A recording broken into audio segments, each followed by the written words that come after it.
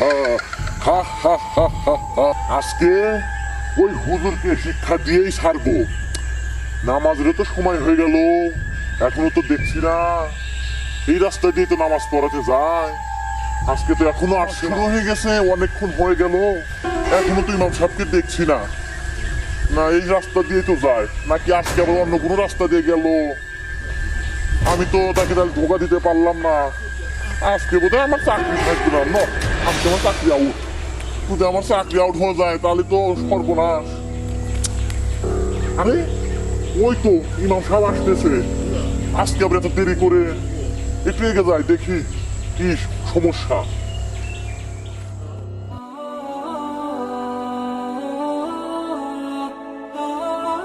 শালার বউদা কোনো কাজই হবো না। সকালবেলা করছি পাঞ্জাবিটা ধুবেন নিগা, তা তো দই নাই। আবার সকালে গোসলও দেয় নাই। যাই আজকে মসজিদে যে আসেরা ওজু ছাড়াই নামাজ পড়ামো। নামাজেরও তো দেরি হয়ে গেল। যাই একটা বুঝদি মুনি চলে যায় তারা।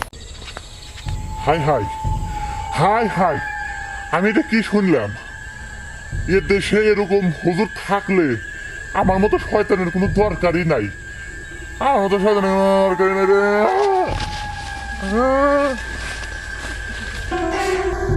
হা হা হা হা হা। কালকে হুজুর যে কথা বললো, ফরজ গোসল ছাড়া ওযু ছাড়া যায় নামাজ পড়ায়, এ দেশে এরকম হুজুর থাকলে আমার মতো শয়তান না থাকলেও চলবো।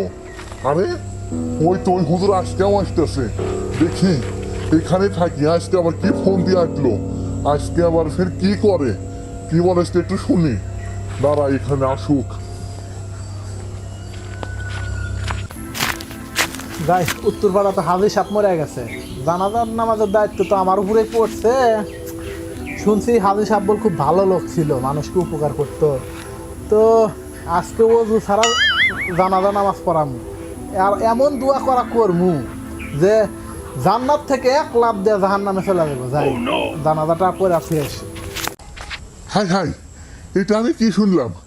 এই হুজুর নাকি ওযু ছাড়া জানাজা নামাজ পড়াইবো, আর এমন দোয়া করা করবো যে জান্নাত হয়ে এক লাভ জাহান্নামে পড়বো।